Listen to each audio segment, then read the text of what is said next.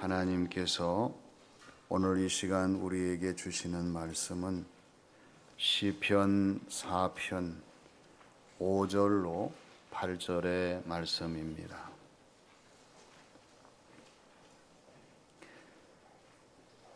의의 제사를 드리고 여호와를 의지할지어다. 여러 사람의 말이 우리에게 선을 보일 자 누구뇨 하오니 여호와여 주의 얼굴을 들어 우리에게 비추소서. 주께서 내 마음에 두신 기쁨은 그들의 곡식과 새 포도주가 풍성할 때보다 더하니이다. 내가 평안히 눕고 자기도 하리니 나를 안전히 살게 하시는 이는 오직 여호와시니이다. 아멘. 우리나라 대표 심리학자이신 이민규 교수님이 쓴 끌리는 사람은 1%가 다르다라는 책이 있습니다. 이 책은 자신의 감정을 잘 조절하고 싶은 사람, 인간관계를 쉽게 맺고 싶은 사람, 다른 사람에게 호감을 갖고 싶어 하는 사람, 주변에서 자신을 먼저 찾기를 원하는 사람, 무례하게 행하는 사람에게 차분하게 대응하기를 원하는 사람, 자신이 생각하는 의사를 차분하고 확실하게 말하고 싶어 하는 사람, 이러한 사람들에게 도움이 되는 책이라고 소개를 하고 있습니다. 그러면서 하는 이야기가 끌리는 사람의 1%가 다른 점을 위해서 항상 자신이 해야 할 일은 질문하라고 하는 것입니다. 첫째는 why, 내가 왜 사냐? 둘째는 what, 내가 무엇으로 사느냐? 셋째는 how, 내가 어떻게 사느냐? 이러한 질문을 하면서 자신을 돌아보게 되면 다른 사람과는 차원이 다른 그러한 모습으로 자신의 인생의 삶을 살아갈 수 있다고 하는 이야기입니다. 오늘 저와 여러분들도 하나님 앞에 하나님께서 우리를 사랑하시고 인도하시는 이 삶을 살아가는 사람으로서 똑같은 질문이 필요하지요. 여러분, 왜 사십니까? 화해의 문제를 항상 하나님 앞에 우리가 질문을 던져야 됩니다. 무엇으로 살아가십니까? 하나님이 기뻐하시는 것이 무엇인가를 생각하지 않으면 안 되잖아요. 그리고 how, 어떻게 내가 살아가야 할 것인가? 우리가 이 질문을 날마다 시간마다 때마다 일마다 해야 되는 것은 우리는 하나님의 영광을 위하여 살아가야 할 사람들, 존재이기 때문에 그렇습니다. 감사한 것은 오늘 주시는 말씀을 통해서 하나님은 하나님께 영광 돌리는 삶이 어떤 것인가를 말씀을 해 주신다는 내용입니다. 하나님의 영광이 되는 삶은 먼저 하나님을 경배하며 의지하는 삶입니다. 영국에서 청교도의 아버지라 불리고 영국의 종교 개혁가로 불리는 존 오웬이 있습니다. 이 사람이 하나님을 경배하는 예배라고 하는 책에서 강조하는 것이 뭐냐면요, 예배의 대상은 하나님, 성부, 성자, 성령, 삼위일체의 하나님이시라고 하는 거예요. 언제나 예배를 드릴 때마다 이 예배의 대상이 하나님이신 것을 생각하시고 하나님을 찾고 만나는 예배자가 되어야 할 줄로 믿습니다. 그리고 예배의 방식, 방법은 우리가 마음대로 정하는 것이 아니라 하나님께서 말씀하여 주신 절차 규정, 그러한 하나님의 법칙대로 예배를 드려야 한다고 하는 거지요. 그리고 예배의 중심은 예수 그리스도, 우리 주님의 인격과 삶이 동반되어지는 이 예배를 드리기 위해서 우리가 열심을 다해서 하나님을 기쁘시게 하는 영광 돌리는 예배자가 되어야 한다고 하는 것입니다. 여러분, 진정한 예배를 어떻게 생각하십니까? 무엇이 진정한 예배라고 생각하십니까? 예배라고 하는 것은 우리 자신이 하나님께 무엇인가를 제공하는 시간이 아니라고 하는 것입니다. 존 오웨는 하나님의 계시를 아는 시간이 예배의 시간이라고 하는 것을 강조합니다.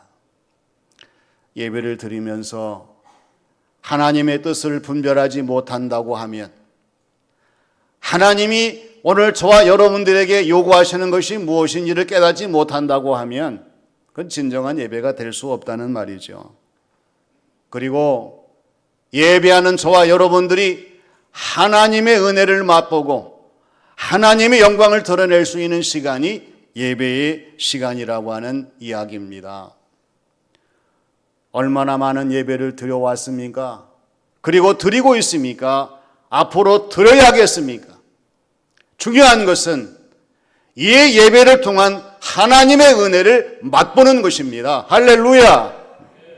하나님의 은혜를 맛봐야 예배가 살아있게 되고 예배가 기다려지고 예배를 통해서 하나님의 놀라운 역사를 발견할 수 있는 새로운 변화로 우리의 심령이 거듭나게 되기 때문입니다. 그리고 하나님의 영광으로 이어져야 돼요.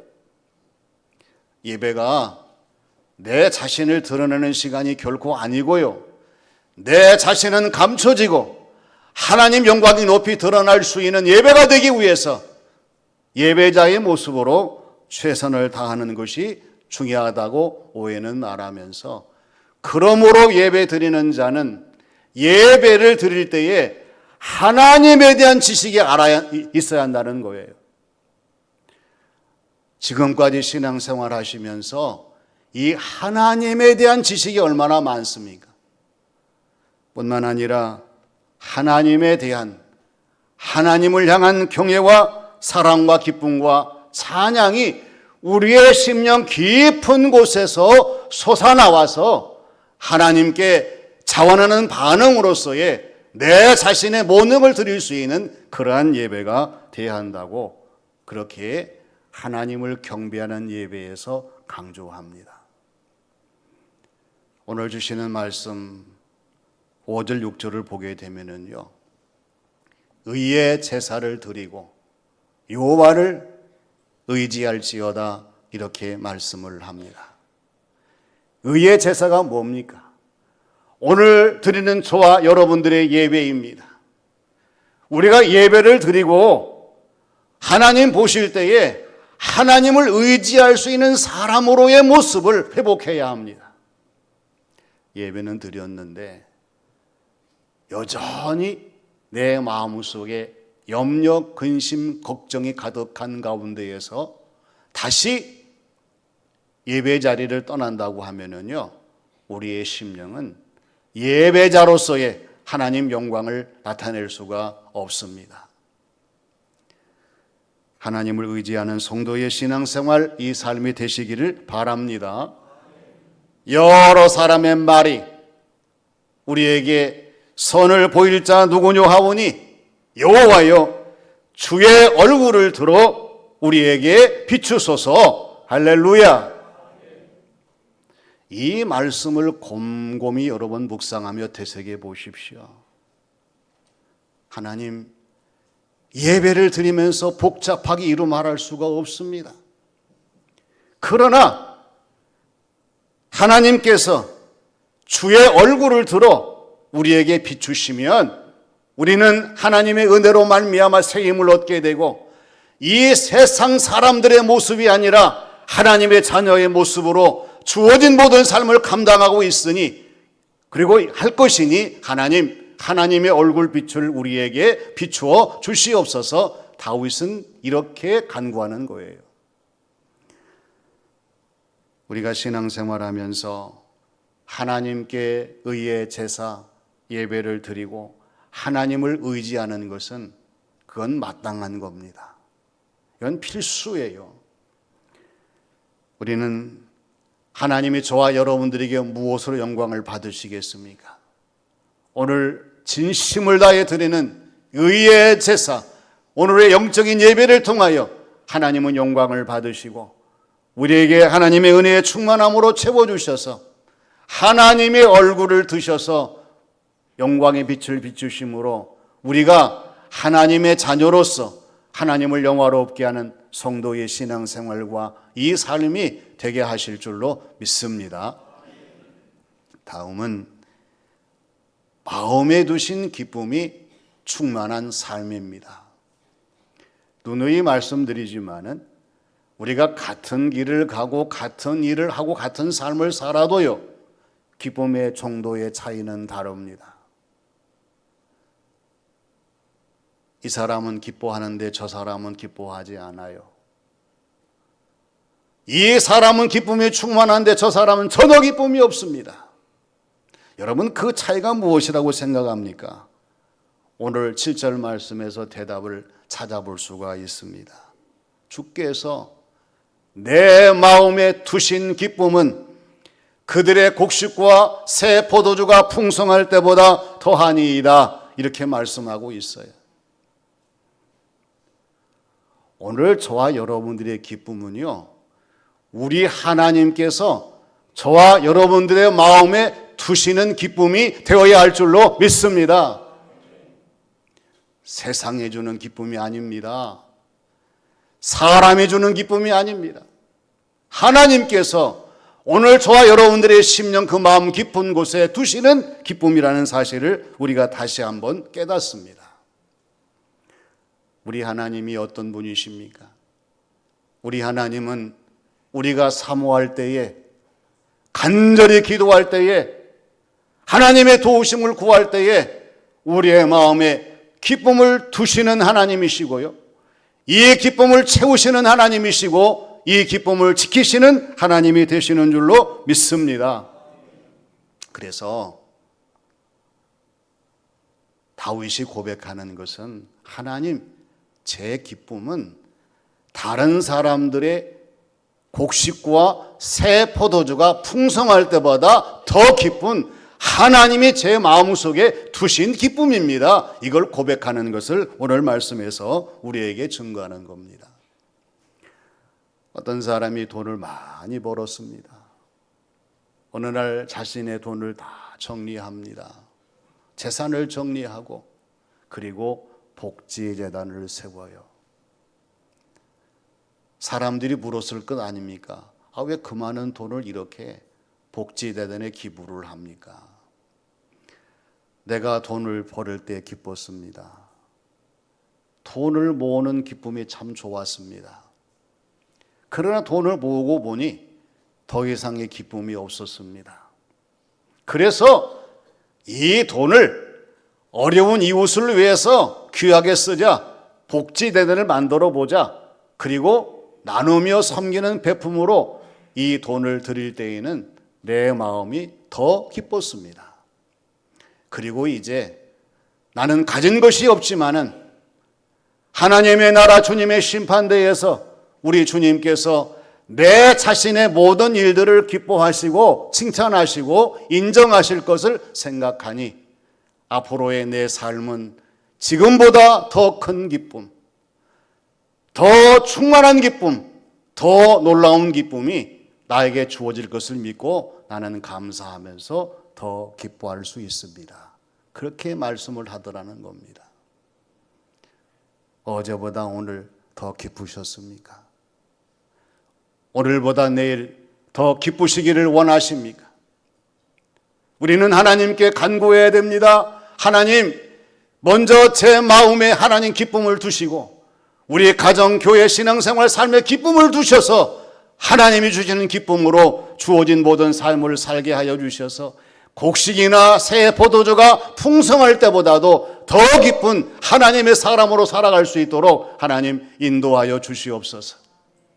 이 기쁨으로 살아가시면 하나님 날마다 순간마다 영광을 받으시고 오늘 저와 여러분의 기쁨이 더 큰 기쁨이 되도록, 더 놀라운 기쁨이 되도록, 충만한 기쁨이 되도록 역사하시는 이 삶을 살아가는 행복한 그리스도인, 우리의 신앙생활 삶이 되게 하실 줄로 믿습니다.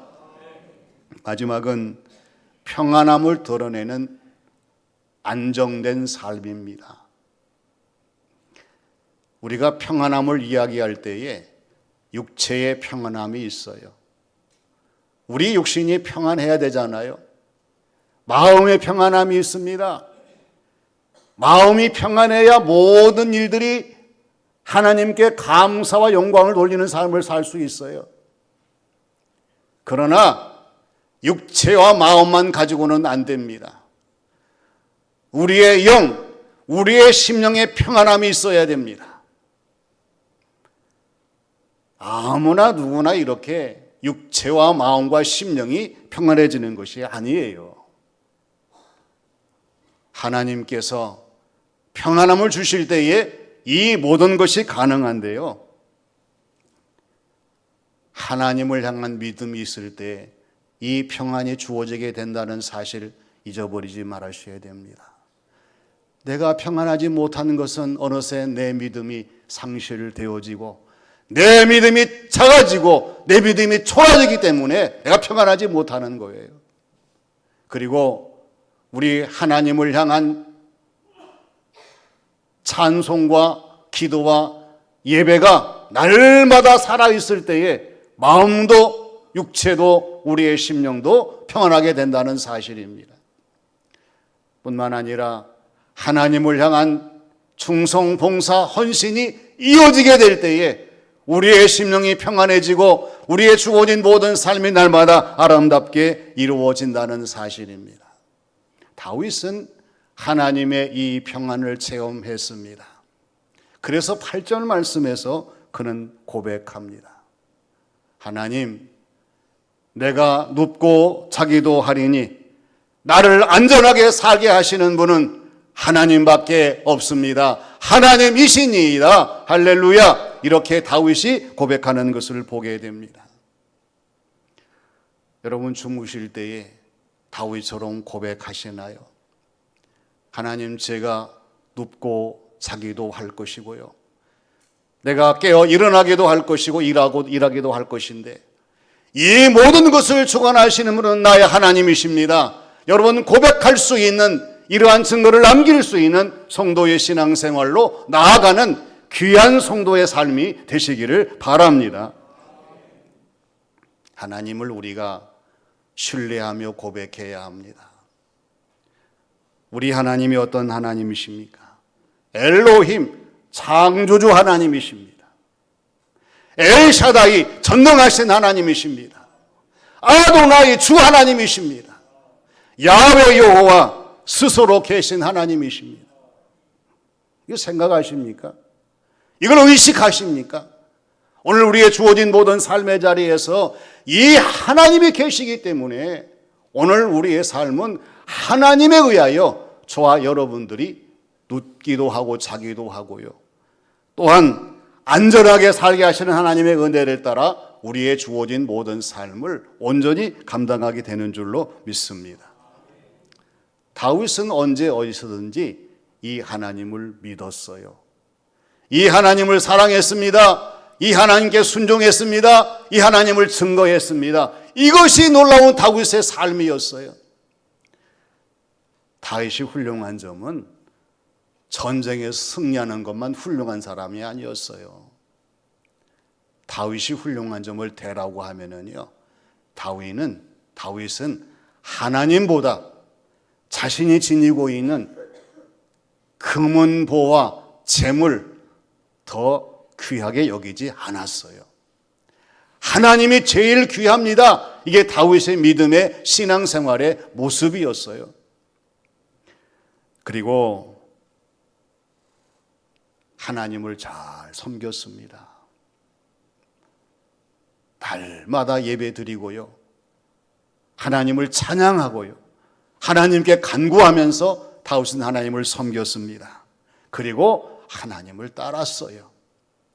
하나님이 인도하시는 대로, 하나님이 주장하시는 대로 자신의 모든 것을 다 바쳐 순종하며 따랐던 다윗을 보게 됩니다. 그래서 하나님께서 다윗에게 육체의 평안함은 물론이거니와 마음의 평안함과 함께 심령, 영혼의 평안함을 주셔서 오늘의 시편 말씀으로 하나님께 고백하며 영광 돌리게 하신 것입니다.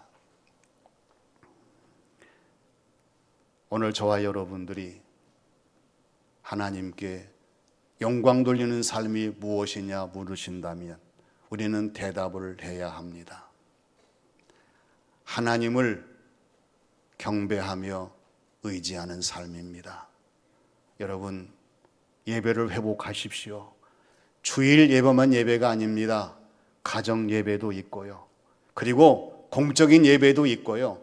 하나님과 만나는 시간, 적절한 장소에서만 이루어지는 예배가 너무나 많습니다.